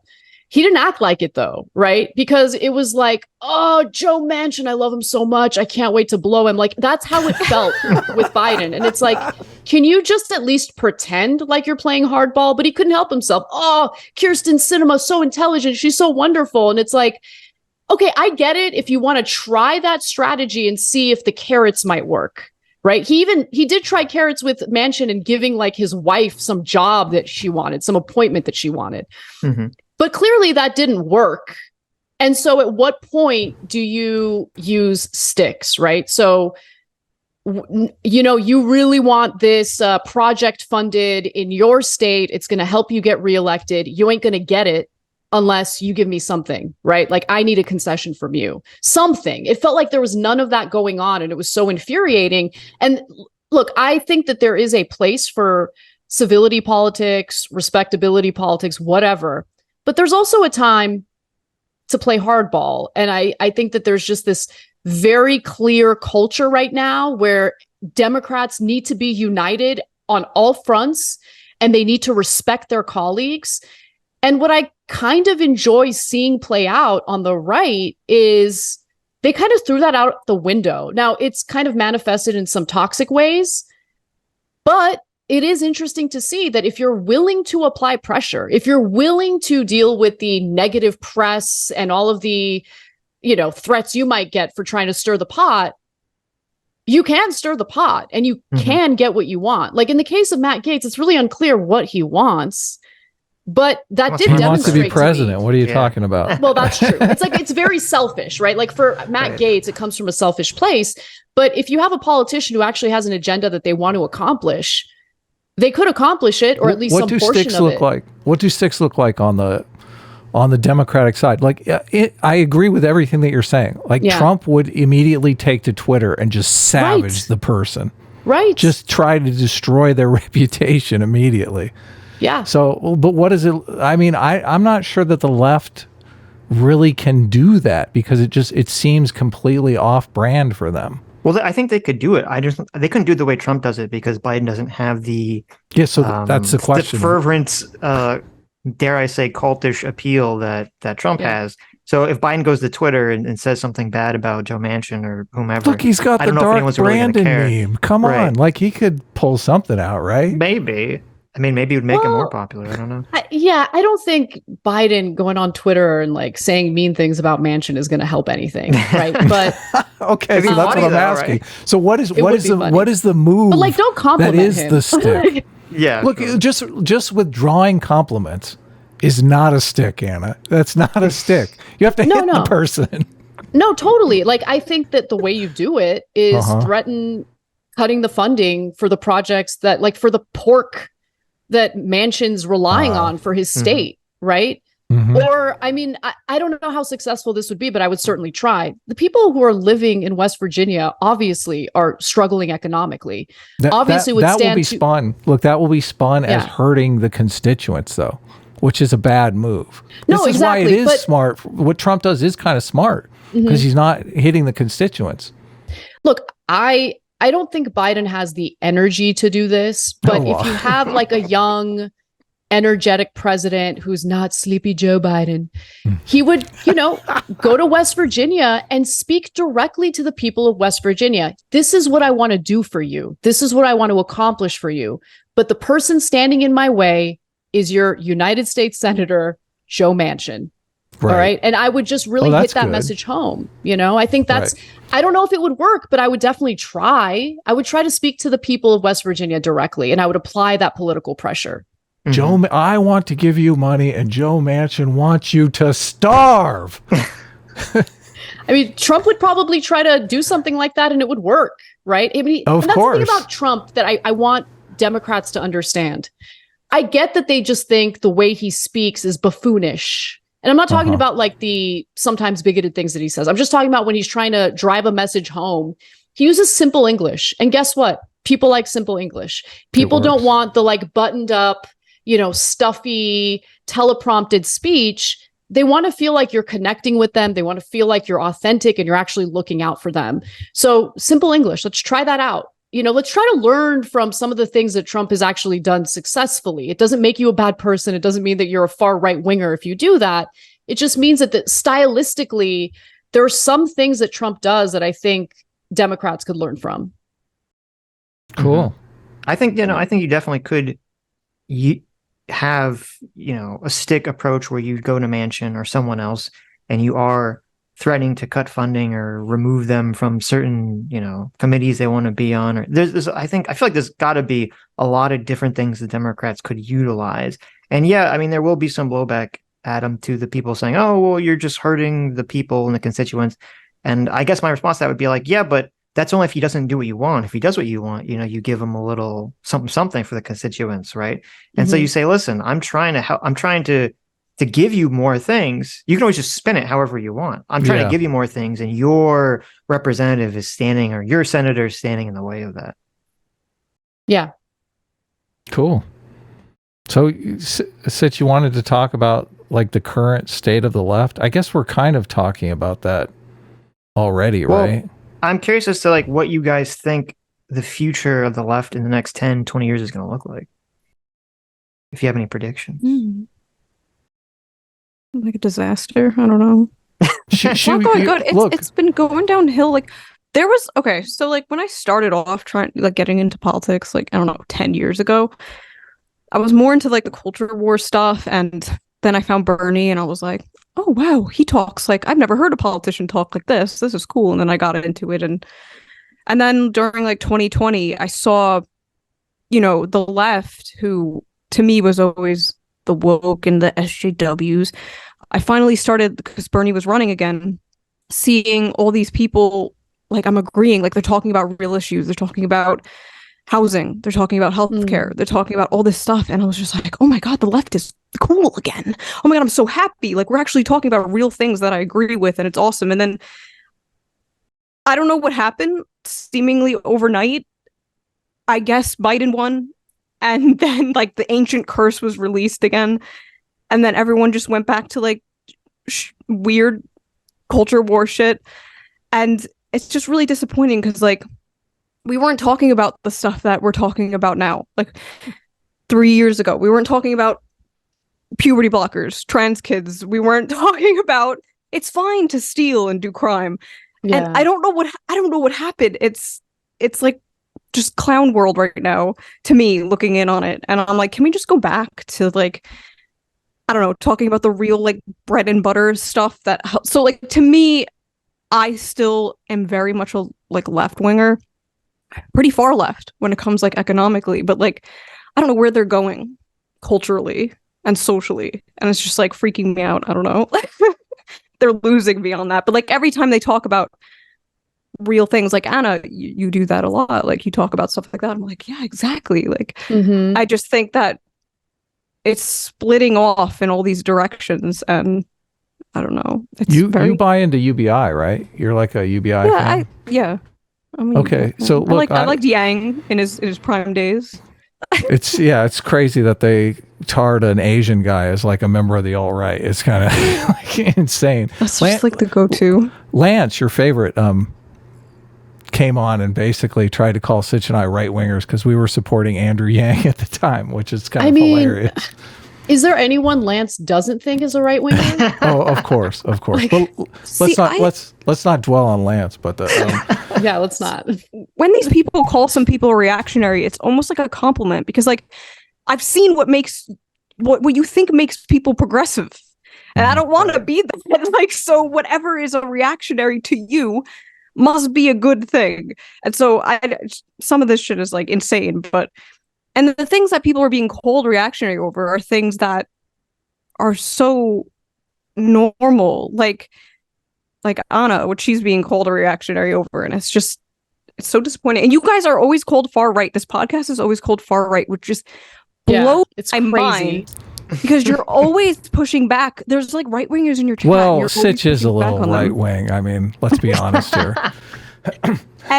And it sucks because then they throw that label on you and you almost feel like you need to defend yourself constantly. No, I believe this. I believe that. I voted like that. I voted like this. Well, no, I'm legitimately for UBI, and I brought it up in the context of, like, just Anna's pushing for the unions thing, and I'm thinking, like, I don't know if we can go there, but I'll let you finish and I'll move on to that. But yes, you are constantly being perceived as a right winger, Shoe.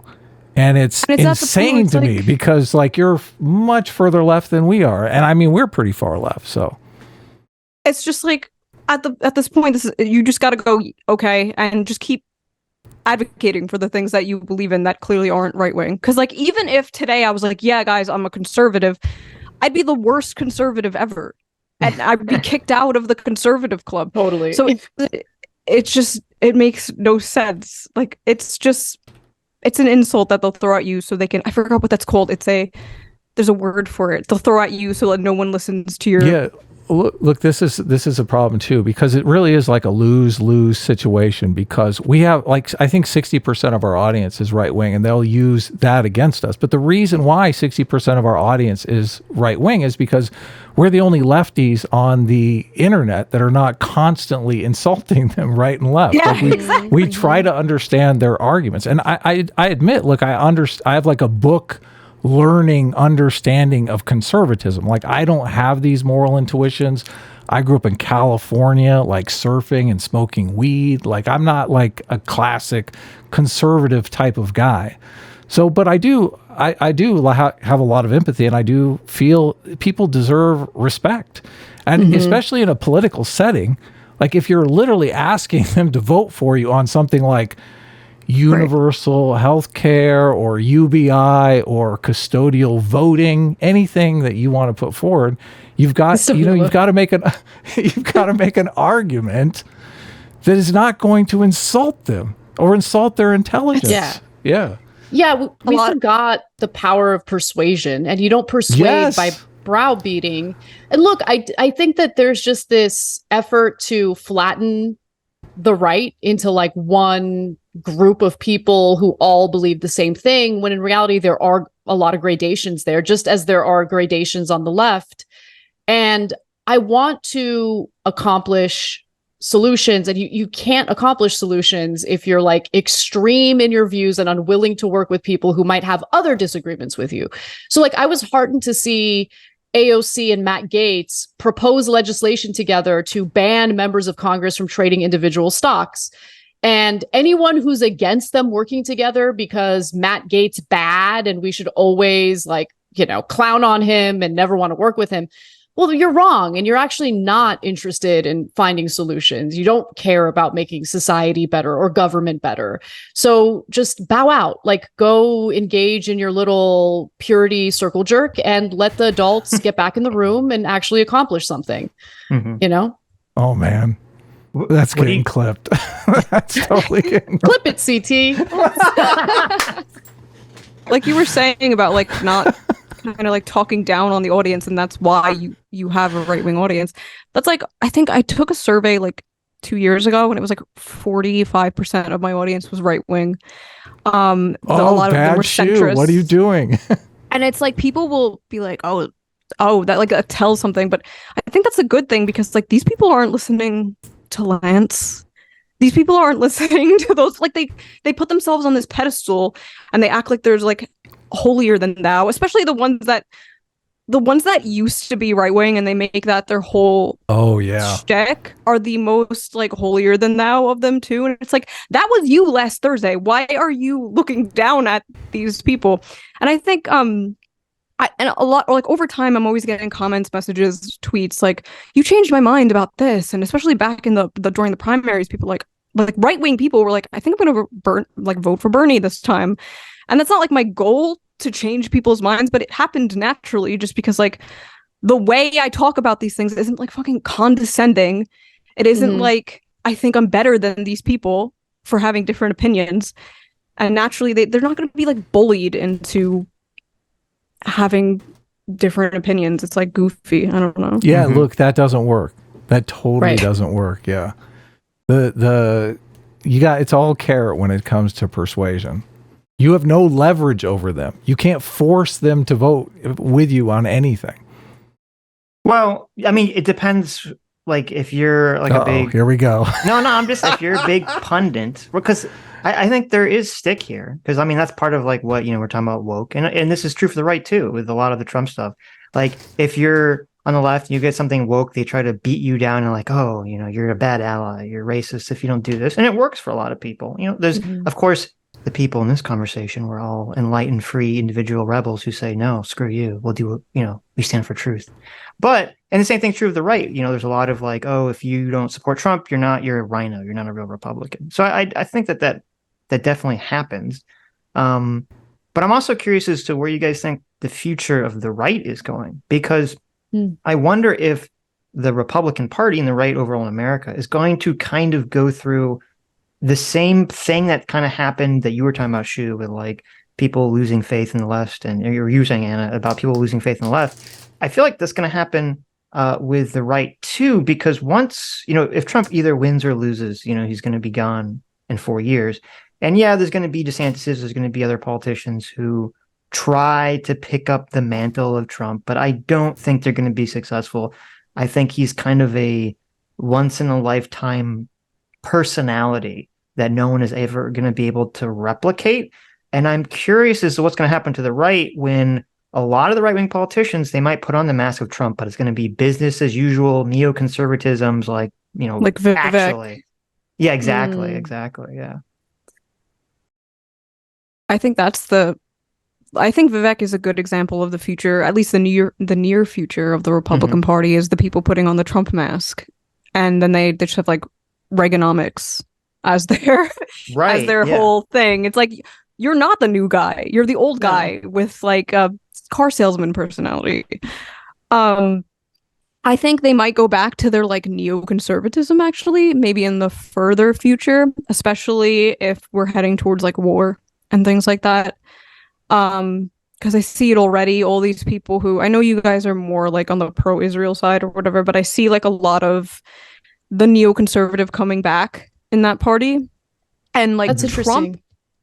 Well, you got to be careful here, because I think Israel is like carpet bombing Gaza right now. So I don't necessarily know if Like I think our position is more nuanced than just Yeah, I wasn't sure. pro-Israel, I just saw like some things. Well, neutral or whatever. Honestly, like I said well, no, on look, Twitter. we're not neutral at all. Like Okay. that's one Sorry, I one keep thing that bugs misrepresenting me. you. It's fine. No, Well, look, but anyway, that's one. continue. No, that's one. Look, people constantly conflate centrism with neutrality. And Yeah, I'm like, screw you. What are you talking about? Like, I think take you guys positions. I think Go you ahead. guys have actually done a pretty decent job in balancing perspectives on that because. Well, you're trying to thread the needle too, Anna. Obviously, I'm watching. Well, your yeah. I mean, coverage it's not on even that Young difficult Turks. to thread the needle, right? Targeting Anti-Hamas. civilians is Yeah. freaking unacceptable. Like, raping and murdering Israeli civilians is not in any way, number one, it's super immoral and disgusting, okay? And if you think it's going to help you accomplish any of your goals, obviously it's not. Look at what it's led to. So referring to them as freedom fighters, I think is insane. But God. at the same time, what's happening in Gaza is also unacceptable and honestly is counter to the best interests of Israeli civilians. I'm actually terrified of how many people are being, radicalized right now as we speak. Anyway, it's just, it's a look, terrible I didn't mean to situation. interrupt you, Shue. Go ahead. Sorry. Oh, it's gone. The thought. Okay. It's Look, okay.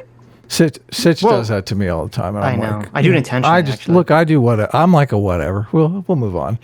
Well, The neoconservatism. yeah. Right. Okay, I look, see it that came coming back. Yeah, I see that coming back on the right, especially now.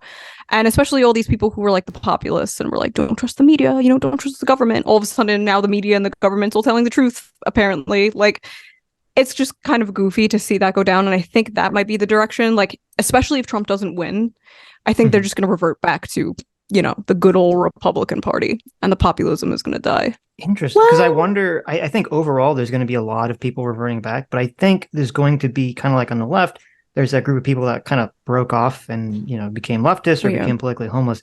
I think there's going to be a sizable chunk of people on the right that are going to break off, and I don't know what they're going to become. I agree. I totally agree. Because We got a well out of Anna. Did you see that? It was like perfect. She Wait, was what like, was that? well. Well, because I think there's a disconnect, right? I think one thing that I've noticed is that the Republican Party, meaning the politicians, have been much more respondent to the electorate or their base than the Democratic Party has been. Mhm. And that's, while they might have the urge to revert to neoconservatism, their voters are different. And I'm actually kind of surprised to see that there's like a bit of a split among Republican voters in response to what's happening in Gaza, right? I traditionally, historically, the neoconservative wing of the Republican Party dominated not only among the politicians, but also the voters. And now you have like a few Republican politicians, but more importantly, I think a sizable portion of Republican voters who are like, no, we don't want to fund these wars. No, we don't want to involve ourselves in these wars. And I think the reason for that, to be quite frank, is after Afghanistan, after Iraq, after all of these, men and women in our military suffered the consequences of these wars and then came back to this country, which basically neglected them, neglected their PTSD. They're like, no, we're not just going to co-sign on any war and be supportive of, they're a lot more skeptical. And so I don't know if the Republican Party is going to be able to just automatically revert back to neoconservatism when there is this like pull from a portion of their electorate to like actually move away from it. I don't know. I'm very curious to see how it plays out. Well, Yeah, there might be a split. Yeah, I think there will be some kind of split. I'm curious to see how the split manifests. I'm not so sure that I think Republican politicians are more, or that Republican voters, I guess, are different in terms of pushing for what they're pushing, as much as it's just like Trump kind of becoming so popular and him sort of allowing that energy to dominate the party. Like if there was some, if Bernie had the Trump magic or whatever, I think the exact same thing would have happened on the left. I don't think there's anything specifically different between the Democrats and Republicans going on there in terms of voting base or even the politicians. And I think that even goes to like the whole isolationism on the right. I'm not sure that that's really rooted in anything like that's like a right-wing moral intuition. I wouldn't like, I think so much of that, because when we're talking about that, we're kind of looking at a lot of it's around Russia and Ukraine. And I think so much of that is just because the right was basically kind of in this weird spot for the last, ever since, Trump was running, was in this like weird spot of sort of either defending or dismissing Russia because it was all tied into the 2016 election. Was saying, Trump has a secret Russia connection. Oh, Russia hacked Hillary's emails. Russia, like the left is saying Russia bad, Russia bad, Russia bad. And that kind of reactively makes people on the right either want to defend that or just dismiss that. And then when all of a sudden you get into a war with Russia, I think that same thing plays out, where if the situation was reversed, if Russia was hacking Trump's emails and supposedly helping Hillary, I think almost everyone on the right would have been so vehemently in favor of protecting Ukraine against Russia. And then there would have been the left that was kind of split on the issue. I think there's some truth to that. But even when it comes to like the funding for Israel, there's a sizable portion of the right speaking out against that, which was shocking to me. That was not something I would have expected. And that includes, some members of like more independent right-wing media. Look, she's got a history of saying some stuff about Jewish people that makes me uncomfortable. So I hesitate to mention her, but Candace Owens questioning the funding for Israel. Right? Marjorie Green, Thomas Massey, like you have these pretty big names saying, no, I don't co-sign. And that was unheard of previously. So I don't know if that's something that's going to grow. I don't know if it's just a, novel situation that we're in at the moment. We'll see, I guess. Yeah. Well, I mean, I think there definitely are people that are isolationist on the right and are definitely motivated and have an actual principle of isolationism. I mean, obviously, you had the Pauls, I've been in that camp for a while. But and so they exist, but I don't think like the majority of voters and the majority of like the base, I don't think they're isolationists from some sort of principled stance. And I think the people that are isolationists can use the energy at the moment because of the Russia situation to kind of push for what they're pushing for. But I would be skeptical that would sort of manifest or become a thing that's like a staple of the Republican Party going forward for the next 10 or 20 years. Well, if you see Trump's debate in the primaries in like 2015, 2016, when he was like, going to Iraq was a mistake and everyone booed him. Right, that was exactly. Interesting that's a great point, yeah. Because then like you see the complete flip now. People would get cheers. People like Vivek say that on stage and are like cheered. And that was not a thing just a few years ago. So It is interesting to see that flip. And if Trump did anything good, I think it was pushing the right at a more like anti-war, at least skeptical of that kind of thing. I think that was a good move. By the way, at the same time, and I think this is like indicative of like a realignment that I've been noticing, but as Trump did that, okay, you have more of the isolationist part of the electorate voting Republican, but then also the never Trump Bush era Republicans started voting for Democrats. Right. And so there's like this crazy thing happening. And it could totally be temporary because moral foundations theory like doesn't really make sense. And it could just be a temporary thing. I'm just really curious to see how it plays out. Like David Frum was the speechwriter for Bush, like total right winger, total neocon, hated Trump, like despises Trump, and starts voting with the Democrats. I don't know how, I doubt that he would be the same way if Trump isn't a candidate, but that wing of the neocon Republican Party joining forces with Democrats has been pretty brutal. Like the Lincoln Project. Yeah, exactly. Lincoln Project's a good example. Definitely. Yeah. Yeah. I wonder if it's like with David Frum, it could just be personal because, Trump stole it from Jeb. So maybe there's something going on there. Or, I guess there could be just a philosophical thing of, Trump was not, he was very populist and he was not he's not really a Republican or he didn't run. You could argue about how he managed the country, but he didn't run as kind of like the continuation of the neoconservatism Reagan era Republican Party that existed since the 80s. And so I could understand that maybe some Republicans would be so afraid of this populist revolution that they would actually vote for the Democrat because they'd be like, well, we have to quash this before it takes over my party or something to that effect. Yeah.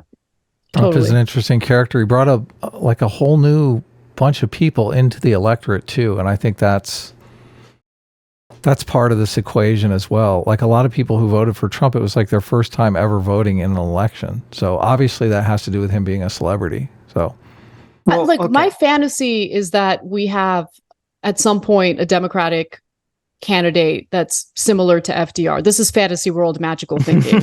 And then he wins by such a large margin. Trump is done with politics and he decides to pursue a very successful and lucrative career as a traveling insult comic.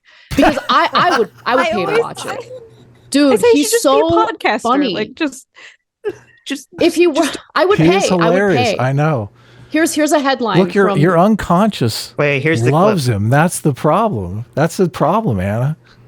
Here's a headline from Mediaite today, and I do not condone this, but like the fact that a prominent politician / presidential candidate is saying this publicly with no shame. Trump calls Chris Christie a fat pig at Florida Freedom Conference. Quote, I heard they booed him off the stage. Like he's vicious and it's super entertaining. It shouldn't. Have you seen pictures of Chris Christie like from the full body? I mean, big boy. I'm not going to weigh in on that. No pun intended. Wow. Oh, I can't believe you said that. I mean, I kind of feel like it's a little truth to power when he says that. I Big boy really do. season. He's just got no shame, and it would be fine in the context of a comedian who I would feel absolutely no shame in supporting because he has no Right. impact on politics. He's just doing his thing, you know? When you're president, it's It's a little different. Yeah. Yeah. Okay, so They let you do there's like a big debate between me and Adam and our Mhm. audience. Oh okay? no. Well, Which okay. one of us is more right wing? Me or Oh Adam? yes, yeah. What do you I guys? I think it's Adam, actually. You think Okay, you think I'm more interesting. right wing? Really? You Oh, but shot in the like the heart. reason why I think that, I could be totally wrong. I don't think that any of the policies you've brought up make you right wing. I think it's the way you react to any stereotype about the right wing, right? Mhm. Like it Oh, I seems to be a little protect them. bit. I protect them too much. You Well, seem to look, get I like have a bunch little of friends heated. and yeah, look, I have a Yeah. bunch of friends and family that are. I feel the same way about the Jewish stereotypes because I have a bunch of friends that are Jewish. Like I just don't Yeah. like people attacking people indiscriminately. Yeah, So but which which one of you is more conservative? I'm curious. So wait. So you think Adam, because he seems to be more defensive of right wing stereotypes, where I don't care, whatever. Let him. let them burn. Yeah, honestly, like you don't seem to get heated about it. Right, Certainly right. not to the same extent as Adam. That And is look, true. like you guys do 12-hour streams. I obviously don't watch the entire stream. Like that would be kind of that would crazy. be insane. obviously. Yeah, but I'll come across clips. I love that you guys are doing more clips, and I watch the clips more often. And you guys get pretty deep about like one topic, and so there's a lot of content to kind of pull from to figure out where you guys stand politically. I don't think either one of you are right wing. I think that you guys are pretty balanced, and you explain the nuances and your opinions, why you think the way you think. I don't think either one of you are, but the only thing that makes me think Adam might be a little more conservative is like, yeah, you jump in and you get super defensive toward conservatives or on behalf of conservatives. But you also, I mean, we've talked about moral foundations and like the moral foundation test. I shared the results with you guys in a DM. You shouldn't have told. Now people know it's out there. People Well, are I gonna be came out- I Send came me out the as test. it's actually Yes. super interesting. I don't know how accurate it is.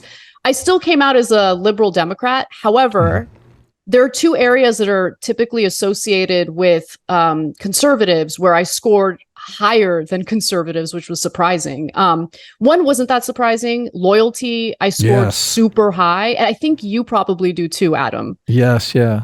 Yeah. And then We had an exchange after you had read. Well, while you were reading the book, we DM back and forth a little bit, and we both had a chuckle over how the left shows scores particularly low on loyalty.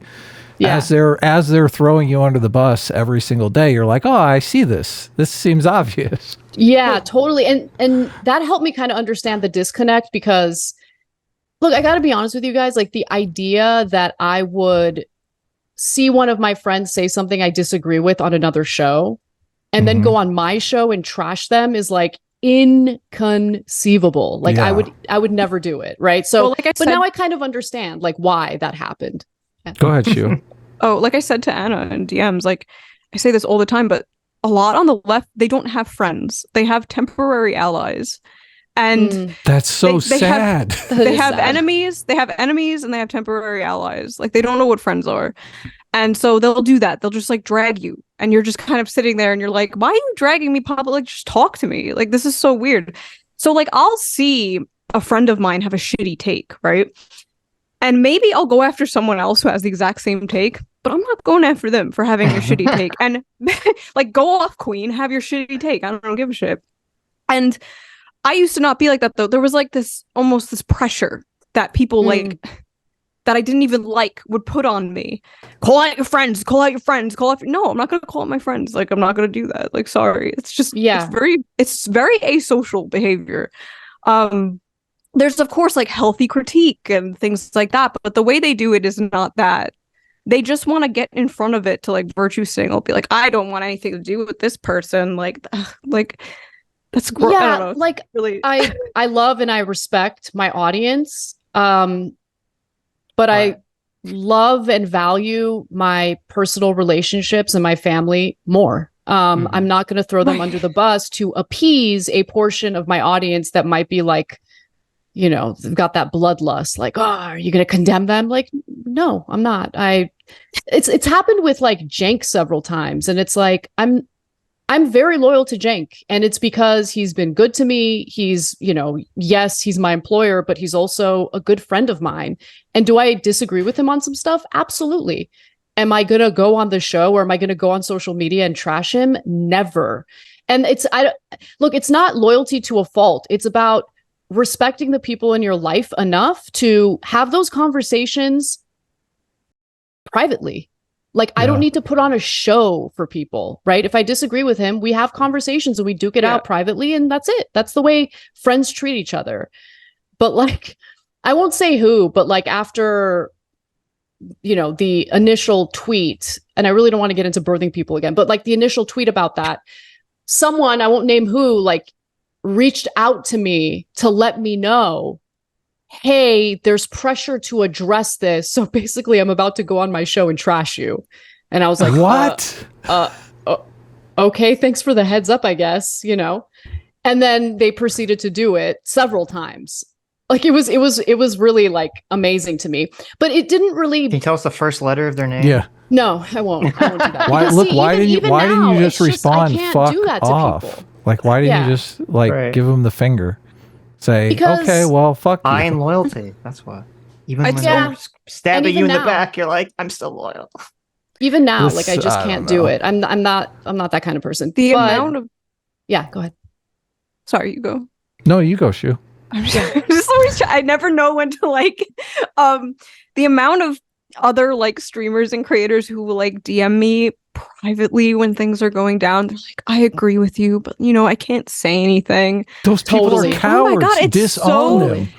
Disown them. Shame them. Never disown a friend over political things. You will regret it really hard. That's a character. I wish you would at least call them cowards, because they're the ones that are really responsible for a lot of this stuff. Like if people actually knew what was going, this is called preference falsification. It's when every single person acts like they are okay with something, but really none of them are. True. Until they come out and say, listen, I'm in favor of this. I think it's a good idea. I think we are going too soft on crime. I think criminals are running rampant. I think they're hurting poor and disadvantaged people, and we should do something about it. And this defund the police crap sucks. Until people stand up and say that, nobody's going to stand up. Yeah. It's like the podcast that we had with the Benjamin Netanyahu and the Abraham courts. As soon as one of the Arab countries was in, they all wanted to do it. Yeah. No, it's such a good example. Like the way that I see it though is instead of oh, go ahead. Sorry. I feel like she or just one thing. Well, what happens is they make an example of people like Anna. This is what happens. And so everyone else is like, oh shit, I don't want to be socially ostracized, because social ostracism is a very powerful tool. Right. And the left knows how to use that very well, even against normies. You don't put a black square up on your Instagram. This is a difference, Shue. Like, I understand that there are certain people that can't take it. Like, they're not kind of the rebel types who are willing to take some slings and arrows. But the people you know who are, you should say, listen, you're stronger than a lot of the other people. You could stand up and say something, and I bet 5 or 10 other people would stand up behind you. Like, that's the thing to do. They're like people I like, and it's like, I don't want them to face the same sort of like dogpiling and like stress that take a dogpiling. This is society that's on the line. We make things better. And I have to stand up. I'm like, we can't be cowards. Look, millennials are the hero generation. Step up. I almost feel bad, and like I get it at a point. I'm just like, okay, fine. You don't want to be under fire, but it's almost like, come on, like if we all agree with this one thing, why can't we say it? Exactly. Yeah. I mean, look, the way that I see it is, if your entire social group is part of this space, it's really, really hard to say anything that counters what that community is, preaching publicly. And so for me, since I have a healthy, like, I don't know if you guys noticed this, I do my job, I do the show, and that's it. Like, I'm not on Twitter all day. I'm not on social media all day. People that I've met through the work I do, there are rare instances where I'll meet people and we've become friends and we've been friends and I feel that loyalty and we're good.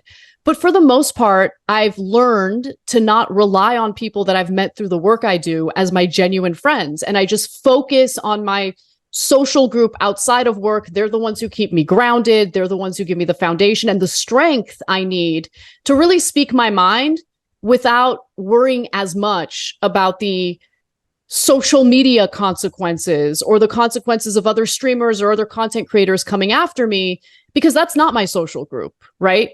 I don't rely on them for friendship at all anymore, right? And so that allows me to aggressively speak my mind, and hopefully, this is what I'm hoping, it gives others the strength to say, you know what, I agree. And the more I talk about these things, I'm hoping that the more it normalizes what I'm saying, so others who agree with me privately through the DMs increasingly feel more and more comfortable also saying the same stuff, publicly. Well, you make a great point. And Shue, this is important too. Like, if you're kind of, pushing someone to make a public declaration, it does matter if they actually have a real life beyond the internet, because the support system there.